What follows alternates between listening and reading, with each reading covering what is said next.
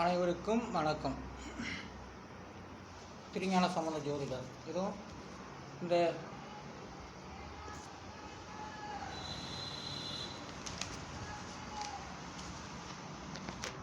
எண்கிணத பிரகாரம் நான் சொல்லப்பட்டு வருகின்றேன்.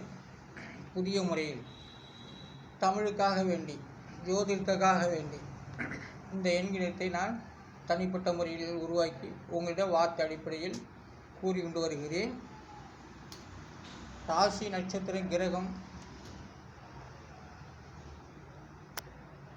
பஞ்சபூதம் இது அத்தனைக்குமே நான் வார்த்தையடிப்பில் உங்கள்கிட்ட சொல்லிக் கொண்டும் எது எப்படி எந்த வார்த்தைகள் சாணத்தை குறிப்பிடுவது, ராசிகளை குறிப்பிடுகிறது என்பதையெல்லாம் இந்த வீடியோக்கள் மூலமாக நான் சொல்லிக் கொண்டு வருகின்றேன். நடனக்கலை. நடனக்கலைக்கு 5 எழுத்து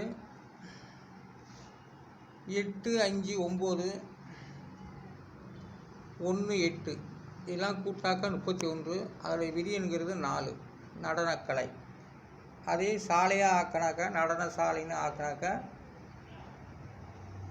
அது விதி என்கிறது 4 தான். அப்போ நடனக்கலை விதி எண் 4. பாடக சாலை, பாடக கலை என்றாலும் பாடக கலை 7, 5, 1 கலை 1, 8 இதெல்லாம் கூட்டாக 22. அப்போ பாடக கலை என்றாலும் 22. அது விதிங்கிறது 4. பாடக சாலை அப்படின்னாலும் விதியின் 4 தான். பாடக சாலைனா பாடம் அடிக்கிற இடம் இல்லை, பாட்டு கற்றுக்கிற இடம் சொல்லலாம். அதை சில பேர் பாடம் அடிக்கிற இடம், பேப்பர் வச்சுட்டு அடிக்கிற இடம், வைத்தியம் பார்க்குற இடம் அப்படின்னு நினைக்கிறது உண்டு. அதனால் பாடக சாலை, அது பாடக கலை அப்படின்னு சொல்லலாம். 22. அது விதி என்கிறது 4. நாட்டிய கலை, நாட்டிய சாலை அப்படின்றாலும் அது விதி என்கிறது 7 தான். அதுக்குரிய எண்கிடம் 6, 2, 6, 2, 1, 8. அப்போ அதையெல்லாம் கூட்டினாக்க 25. அதோடைய விதி என்கிறது 7. நடன நாட்டிய கலை என்றாலும் நாட்டிய சாலை என்றாலும் அது விதி என்கிறது 7. பரதநாட்டியம். பரதநாட்டியங்கிறது நம்ம இந்தியாவுடைய பாரம்பரியம். அது பரதநாட்டியம். அதற்குரிய எண்கிடம் 9, 3, 7, 6, 2, 6, 2, 7 இதெல்லாம் கூட்டினாக்கா 42. அது 9ஆல் வகுத்தாலும் அது இங்கிலீஷ் நியமராஜ் போல் அன்றைக்கி கூட்டினாலும் அது விதி என்கிறது 6 தான். 6வது விதி எண்ணில் அது வருகிறது. வேதசாலை. வேதசாலைக்கு 4 எழுத்து 6, 7, 1, 8 இதெல்லாம் கூட்டினாக்கா 22. அது விதி என்கிறது 4. வேதங்கள் 4 வேதம், 4 மறை தீர்ப்பு எல்லாமே ஒரு இடத்துல தான் உருவாகுது. யாருக்கு எப்படி போய் சேரணுமோ அது அங்கே போய் சேருது. அதாவது ஒரு இடத்துல தான் உருவாகுது. யாருக்கு எப்படிங்கிறது வேத சாலையிலிருந்து, வேத கலையிலிருந்து அது போய் சேருகிறது.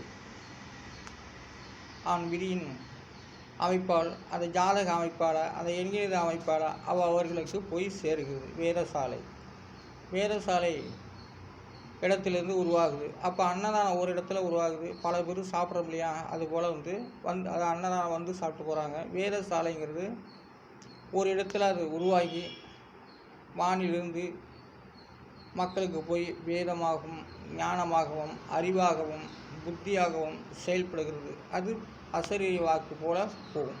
வேதசாலை அதுக்கு வேத கலை. அது விதி என்கிறது 4. அடுத்தது வாந்தி 3 எழுத்து 3, 5, 8 இதெல்லாம் கூட்டினாக்கா 16. அதோடைய விதி என்கிறது 7. வாந்திக்கு 7, 7ஆம் நம்பர். ஒருவனுக்கு வயிற்று புண்ணாக இருந்தாலும் சரி, வயிற்று புண்ணு உடையவர்களுக்கு 7வது விதி என்ன காட்டுகிறது? அந்த வயிற்று புண்ணு இருந்தால் வாந்தி வரும். இப்படிலாம் உண்டு. வயிற்று புண்ணு இருந்தால் வாந்தி வரும், வாந்தி இருந்தால் வயிற்று புண்ணு இருக்கும். மாற்றி ஆக மொத்தம் வாந்தி என்ற சொல்லுக்கு விதியின் 7. அப்போ வாந்தி 7ஆம் இடத்தை குறிக்கிறது. தெய்வ வாக்கு. தெய்வ வாக்கு வந்து 6 எழுத்து. 1, 2, 5, 3, 7, 3 இதெல்லாம் கூட்டாக 21. அதில் விதிங்கிறது 3. தெய்வ வாக்குக்கு 6 எழுத்து.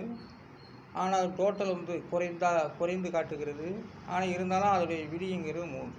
தெய்வ வாக்குன்னு சாதாரண முறையில் யாருக்கோ ஒரு நாவில் வந்து தெய்வம் வந்து பேசும். அந்த தெய்வமாக அந்த எழுத்து ரீதியாக வந்து நாவில் பேசினா தான் எல்லாமே உண்மையாக இருக்கும். அவங்க பேசுகிறது நடக்கும். தெய்வ வாக்குன்னா ஒருத்தர் வந்து விநாயகர் பெருமானே கணபதியே அப்படின்னு சொல்லும்போது அந்த விநாயகன் வந்து தன்னுடைய நாவில் வந்து அமர்ந்து பேசும்போது தன்னுடைய உதட்டில் அசையும். அப்படி உதட்டில் வந்து அசையும் போது அன்றைய தினம் அவர்களுக்கு வந்து நல்ல வருவாயோ நல்ல வாக்கோ வெற்றிகரமாக கூட அந்த நினைச்சதெல்லாம் நடக்கும். அதான் தெய்வ வாக்குங்கிறது. அதே போல் எந்த சாமி வந்தாலும் சரி, அவர்கள் வந்து அந்த நாவில் வந்து பேசும்போது உதட்டில் வந்து துடியும். உதட்டில் வந்து அவங்களுடைய உருவங்கள் படும். அதுதான் தெய்வ வாக்குங்கிறது. எல்லாமே பேசிவிட்ட தெய்வ வாக்கு கிடையாது. பெரியவங்க பேசினாலும் தெய்வ வாக்குன்னு கிடையாது. அது சும்மா வார்த்தை அளவு தான் பேசுகிறது. தெய்வ வாக்குன்னா சாதாரண விஷயம் இல்லை. தெய்வ வாக்கு ஒவ்வொருத்தரோட நாவில் பேசும்போது உதடுகளில் வந்து அவங்களுடைய உருவமாகவே வந்து தெரிந்து அவங்களுக்கு வந்து சில வார்த்தை பரிவர்த்தனைகள் சொல்லும். அதுதான் தெய்வ வாக்குங்கிறது. நல்வாக்குங்கிறது சான்றோர்கள் சொல்லக்கூடியது. நல்வாக்குங்கிறது பெரியவங்க சான்றோருங்க பெரியவங்க சொல்லக்கூடியதான் நல்வாக்கு. அதுக்கு 5 எழுத்து. 8, 1, 3, 7, 3 இதெல்லாம் கூட்டினாக 22. அது விதிங்கிறது 4. அப்போ தெய்வ வாக்கோட நல்வாக்கு பெரியவங்க ஆசீர்வாதம் அதிகமாக காட்டுது. விதியின் 4 தெய்வ வாக்கு நல்வாக்குக்கு. அதனால் நல்வாக்குங்கிறது உதட்டில் அசையாது. அது தெய்வமாக பார்த்து அந்த நல்வாக்கை உருவமாக தன்னுடைய உதட்டில் வந்து நாவில் வந்து பேசுவது. உதட்டில் வந்து அவங்களுடைய உருவங்கள் அந்த தெய்வத்துடைய உருவமே படும். அதுதான் உண்மையான தெய்வ வாக்கு. அந்த நல்வாக்கு அந்த தெய்வங்கள் பார்த்து அந்த பெரிய சான்றோரோட நாவில் வந்து பேசணும். அப்படி பேசினாதான் அது உண்மை. சரி, அடுத்தது சமையல் அறை. சமையல் அறைக்கு வந்து 6 எழுத்து. அந்த 6 எழுத்துங்கிறது 6 எழுத்துக்கும் எண்கிணிதம் 3, 5, 2, 1, 1, 3 இது வந்து சமையல் அறை. அப்போ சமையல் அறைக்கு வந்து விதியின் 6. அது கூட்டினாக்கா 15. அது விதிங்கிறது 6. சமையல் அறைனா மட்டமாக இருக்கணும், கரெக்டாக இருக்கணும். அதான் சமையல் அறை. சமையல் அறைக்கு வந்து 18 அடி சதுர அடியும் இருக்கலாம்.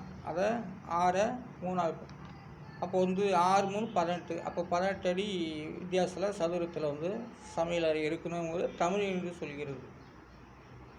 அதனால் வந்து சமையல் அறை அதோடைய விதிங்கிறது 6. அது வந்து 6ஆம் ராசிங்கிறது கன்னியா ராசி. அப்போ பெண்களுக்கு தான் அது சமையல் அறை சொல்லப்படுகிறது. படுக்கை அறை. படுக்கை அறைங்கிறது 6 எழுத்து 6 எழுத்து. 9, 7, 7, 5, 1, 3 இது படுக்கை அறை. இதெல்லாம் கூட்டினாக்கா 32. அதோடைய விதிங்கிறது 5. படுக்கை அறைக்கெல்லாம் பாருங்கள், விதியின் 5 காட்டுகிறது. எந்த கோணத்தில் வந்து எவர் அதிகமாக அகலங்களை வச்சு கட்டினாலும் அது அந்த 5வது விதியினாக வரணும். அப்படி 5வது விதியினாக வந்து விட்டால் அவர்களுக்கு அந்த படுக்கை அறை யோகமாக இருக்கும், ராசியாக இருக்கும் சொல்லலாம். அதனால் இப்போ ஒருத்தருக்கு வந்து இப்போ இதில் 32 டோட்டல். அதோட விதிங்கிறது 5. அப்போ 41 அடி 50 அடி இப்படி காட்டும்போது 50 அடிக்குள்ளே அவங்களுடைய படுக்கை அறை சதுரடிகள் இருந்தால் அவர் விதிங்கிறது நல்ல யோகத்தை தரும். தெய்வங்கள் வந்து கடாசிக்கும். 50 அடி 41 படுக்கை அறை சதுரடிக்கு இருக்கணும். ஆக மொத்தம் அதோடைய விதிங்கிறது 5. அப்போ அந்த மாதிரி ஒரு தமிழின் பிரகாரம் அந்த அடிக்கு சொல்கிறேன். 41, 32, 50 சதுரடி. 50 சதுரடிக்குள்ளே படுக்கை அறை இருக்கணுங்குது. அப்போ 50 சதுரடிக்குள்ளே படுக்கை அறை இருந்தாக்கா நல்லா அங்கே 12 படுத்து எழுந்திரிச்சு வெளியில் போனாலும் நல்ல பலனை கொடுக்கும். நம்ம வந்து ஒரே நீளமாகவே இருக்கும், அதை எங்கேனாலும் படுத்துக்குவோம். அப்படிலாம் சில வீடுகள் உண்டு. சிலர் ரூமாக தட்டிருப்பாங்க. அதோடைய அமைப்புகள் வந்து 100 அடியிலும் இருக்கும். ஏன்னா இப்படி நிறைய அடிகள் சேர்த்து வைத்து கொண்டு கூட நம்ம படுக்கிறோம். அதனால் வந்து சில வீடுகளில் அறை வச்சுருப்பாங்க.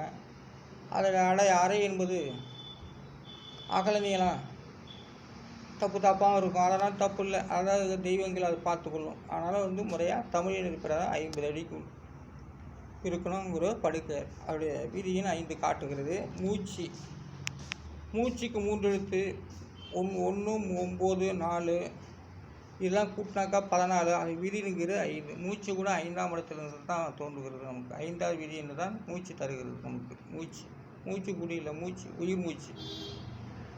அந்த 5வது எண் பிரகாரம் தான் நமக்கு மூச்சு சுவாசம் எல்லாமே நமக்கு ஏற்படுகிறது. உயிர் மூச்சு அது விதி எண் 2. அப்போ மூச்சு தனிப்பட்ட முறையில் விதியின் 5. உயிர் மூச்சு செத்துட்டான இருக்கானாங்கிறத மூக்கை தொட்டு பார்ப்பாங்க.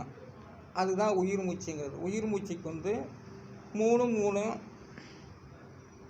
1 9 4 இதெல்லாம் கூட்டாக 29. அதோடைய விதி என்கிறது 2. இதுதான் உயிர் மூச்சு. உயிர் இருக்கா இல்லையாங்கிறது மூக்கை தொட்டு பார்ப்பாங்க, கண்ணை தொட்டு பார்ப்பாங்க, நெஞ்சு தொட்டு பார்ப்பாங்க. இதுக்கு தான் அதான் உயிர் மூச்சுங்கிறது. உயிர் மூச்சுங்கிறது விதி எண் 2. அப்போ மூச்சு 5. நமக்கு உயிர் வருது, மூச்சு வருது, நல்லா சுவாசிக்கிறது 5வது விதி எண். நல்ல சுத்த காற்றுகளை நம்ம பரிணமிக்கிறோம். ஆனாலும் வேதாளம் 4 எழுத்து 6 5 7 7 இதெல்லாம் கூட்டாக 25. விதி என்கிறது 7. ஆனால் இந்த தமிழ் ஜோதிடம் நான் தனிப்பட்ட முறையில் இதை நான் கணித்து உங்களுடைய வார்த்தை அடிப்படையில் உங்களுடைய தமிழ் வார்த்தைகளை, ஜோதிட வார்த்தைகளை, தொன்மையான வார்த்தைகளாக நான் சொல்லப்பட்டு வருகின்றேன். இது தனிப்பட்ட கருத்துக்கள். நான் உருவாக்கப்பட்டது தனிப்பட்ட எண்கணிதம். இதுக்கு பெயர் நவக்கிரக தமிழ் ஜோதிடம் என்று பெயர், தமிழ் எண்கணித ஜோதிடம் என்று பெயர், தமிழ் எண்கணித ஜோதிடம் என்று பெயர். ஆனாக இந்த யூடியூப் மூலமாக நான் பேசப்பட்டு வருகின்றேன். இது தனிப்பட்ட முறையில் ஜோதிடத்துக்காக, நாட்டு மக்களுக்காக, உலகத்துக்காக இதை நான் உறுதி செய்து வார்த்தை அடிப்படையில் இந்த யூடியூப் வீடியோக்கள் மூலமாக சொல்லிக் கொண்டு வருகின்றேன். நான் அரியலூர் மாவட்டம் திருஞான சம்பந்த ஜோதிடர், தமிழ் எண்கணித வள்ளுவர். நன்றி வணக்கம்.